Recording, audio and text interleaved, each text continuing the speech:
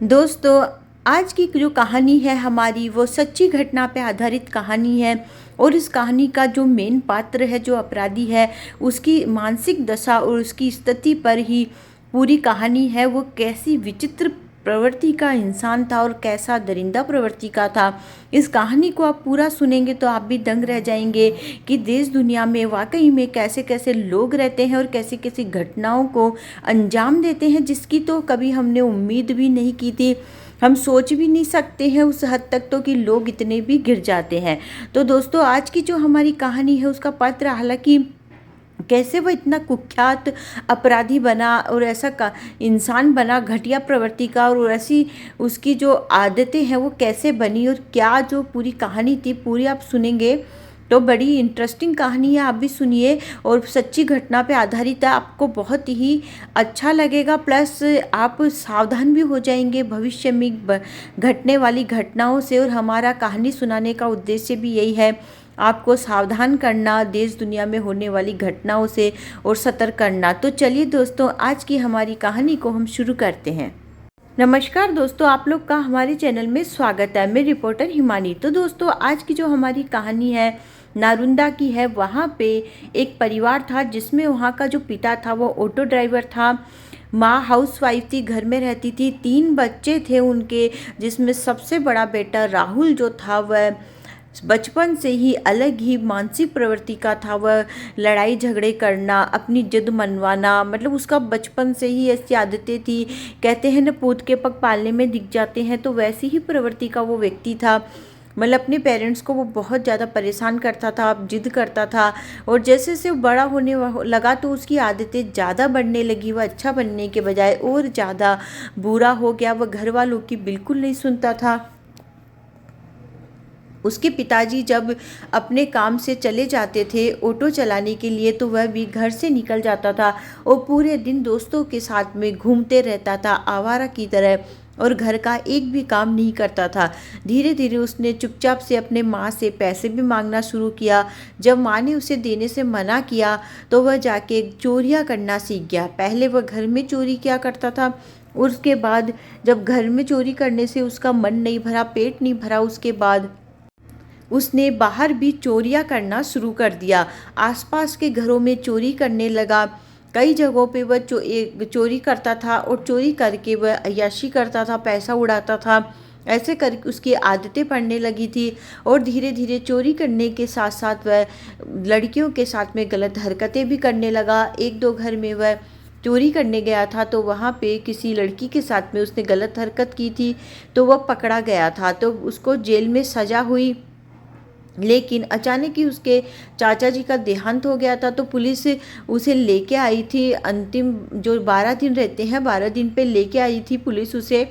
तो वह चालाकी से वहाँ से भाग निकला और उसके बाद दूसरी जगह रांची में जाके रहने लगा। वहाँ से वह भागकर रांची में जाके रहना शुरू कर दिया और वहीं पर उसने एक मंदिर में घर, जो कमरे रहते हैं वहाँ पे, वहाँ के लोगों को रिक्वेस्ट करके कमरा ले लिया और उस कमरे में वह रहता था।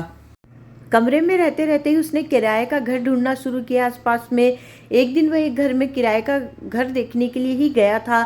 जब वह वहाँ गया तो लड़कियाँ थी उस घर के अंदर। उसने किराए का कमरा पूछा तो उन्होंने मना कर दिया, किराए का कमरा नहीं था। लेकिन जब वह वहाँ से लौटा तो वहाँ पे एक लड़की को देखकर वह उस पर फिदा हो गया था और उसके बाद वह उस घर के आसपास चक्कर निकालने लगा। तब उसे पता चला कि यहाँ पे 2 लड़कियाँ ही रहती है, तो उसकी हिम्मत और बढ़ गई। वह आसपास में घूमते रहता था, इस फिराक में रहता था कि कभी मुझे मौका मिले।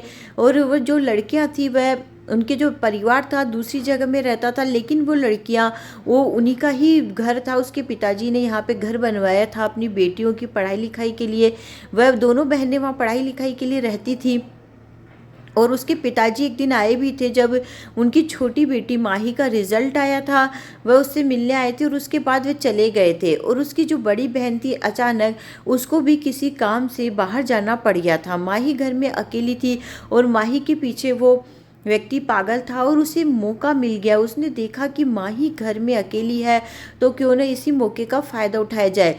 वह रात में घर में उसके पास मास्टर चाबी थी, क्योंकि वह चोरियां करता था। मास्टर चाबी ने उस मास्टर चाबी से उसने उसके मेन गेट का और जो अंदर वाला गेट था उसका दरवाज़ा खोल लिया। खोलने के बाद वह माही के कमरे में चला गया। वहां जाने के बाद उसने माही के साथ में ज़बरदस्ती करके सब गलत काम किया, और उसने लास्ट में जाके एक मोबाइल का जो चार्जर रहता है उसके वायर से उसके गले को दबा के उसे मार डाला, और माही के जितने भी कपड़े थे उसने वहीं पर जला दिए ताकि वह पकड़ा नहीं जाए, क्योंकि एक केस में जब एक बच्ची के साथ उसने किया था तो वह पकड़ा गया था, तो उसमें उसका सीमेंट पाया गया था अंडरगारमेंट्स में, तो इसलिए उसने उसे जला दिया ताकि इस बार कोई सुराग न रहे, और वह वहाँ से फरार हो गया। उधर उसके पिताजी अपनी बेटी को फ़ोन कर रहे थे बात करने के लिए, तो उसका फ़ोन स्विच आ रहा था, तो उन्हें चिंता भी हुई, लेकिन सोचे अब रात में किसी को परेशान न करे करके उन्होंने सुबह फ़ोन किया, तो पता चला पुलिस का फ़ोन चला गया उनके पास में कि आपकी बेटी इस दुनिया में नहीं रही। ये सुनकर वो एकदम पागल हो गए, भागते दौड़ते एकदम, मतलब उसका पूरा परिवार वहाँ पे पहुँचे, तो ऐसी स्थिति देखकर उनकी हालत ख़राब हो गई।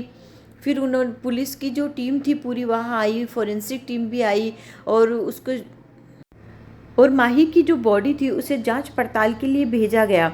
तो पता चला कि उसके साथ में इस प्रकार की घटनाएं हुई है। उससे पुलिस चौंक गई थी, लेकिन ये पता चला कि जो व्यक्ति था वह अकेला ही आया था, एक ही व्यक्ति ने ये सब किया है। लेकिन अब जो सुराग था कुछ मिल नहीं रहा था, ये चीज़ बहुत ही पेचीदा थी कि इस चीज़ को सुलझाया कैसे जाए कि आखिर में कातिल कौन है। तो पुलिस के लिए बहुत ही मुश्किल काम था। ऐसे करते करते जांच पड़ताल करते करते 5-6 महीने निकल गए और उनको इंसाफ नहीं मिला। उसके पिता बार बार पुलिस पर दबाव बनाते रहे इंसाफ के लिए। लास्ट में जाकर एक स्पेशल टीम गठित की गई, सीबीआई को बुलाया गया और उसके केस को फिर से सीरियस लेके जांच पड़ताल शुरू की गई, और पुलिस के एक अधिकारी ने फैसला किया कि वहीं पर आसपास में किराए का घर लेकर छुपकर जांच पड़ताल करनी पड़ेगी, तभी कुछ सुराग मिलेगा। उसके बाद वे वहाँ किराए का घर लेते हैं, तो एक बुढ़िया से पता चलता है कि एक लड़का यहाँ पे अक्सर घूमा करता था, लेकिन जब से ये कांड हुआ है उसके बाद से वो लड़का गायब हो गया है और नहीं दिखाई देता है। तभी पुलिस का माथा ठनका कि हो सकता है वही लड़का हो। उसके बाद पुलिस ने और भी वहाँ की जो कॉल डिटेल्स से जितने भी सब खंगाले करे, तो उसमें एक बंटी नाम का जो लड़का था जो उसका दोस्त था, वह उससे उन्होंने पूछा तो उनसे उन्हें पता चला कि वह नारुंदा का था और वह वहीं रहता था, वहीं का वो लड़का था। तो पुलिस नारुंदा पहुंच गई। उसके घर वालों से जब बातचीत की, सब चीज़ का पता चला, तो ये बात निकल के सामने आई कि वह चोरियां करता था और एक दूसरी लड़की के साथ में भी उसने ऐसे किया, और कई लड़कियों के साथ कोशिश भी की उसने ये सब करने की। पुलिस ने ब्लड लेके उसकी माँ के डीएनए और पिता के डीएनए टेस्ट करवाए, और जो नाखूनों के निशान थे उसके बेटे के भी डीएनए टेस्ट से मिल गए। तो पुलिस को पता चल गया कि असली गुनहगार यही है। तो पुलिस पागलों की तरह उसके पीछे लग गई, उसे अलग अलग जगह तलाशा गया, खोजा गया। उसके बाद अंत में जाके पता चला कि कहीं पे मोबाइल चोरी के जुर्म में वह पकड़ा गया है। पुलिस तुरंत वहां पहुंची और उसे गिरफ्तार किया गया और उससे सारी बात पूछी गई। पहले तो बताने में आनाकानी किया, लेकिन कड़ाई से पूछने पर पता चला कि उसी ने पूरा कांड किया है और उसने अपना गुनाह कबूल कर लिया। पूरी कहानी उसने सुनाई। तब पता चला कि वह वहाँ वाकई में किराए से मांगने के लिए गया था घर, और उसके बाद वह उनके पीछे लग गया था। और उसकी जो बड़ी बहन थी उसने देखते ही उसे पहचान लिया और बोला कि हमारे घर में किराए के लिए आया था, और उसके बाद से ही हमें थोड़ा शक तो था इसके ऊपर कि हमारे घर के आसपास ये चक्कर लगाते रहता है। पूरी गुत्थी सुलझ गई और उसके पिता चाहते थे कि इसे कड़ी से कड़ी सजा दी जाए। फिर बाद में जाके पुलिस ने फैसला सुनाया, न्यायालय में फैसला सुनाया गया। अंत में जाके फैसला सुनाया गया कि उसे फांसी की सज़ा दी जाए। तब जाके उसके पिता को शांति मिली कि ऐसे गुनहगार को फांसी की सज़ा देना बहुत ज़्यादा ज़रूरी है, नहीं तो आगे जाके फिर ये किसी लड़की को अपना शिकार बनाएगा। ऐसे लोग कभी सुधर नहीं सकते। तो दोस्तों, ये कहानी सुनाने का उद्देश्य आप लोगों को दुखी परेशान नहीं करना था, सिर्फ सचेत करना था कि देश दुनिया में ऐसी घटनाएं कभी कभी घट जाती है। तो आप लोग सावधान रहें, सतर्क रहें और अपना ख्याल रखें। मिलते हैं अगले वीडियो में नई कहानी के साथ। बाय बाय दोस्तों।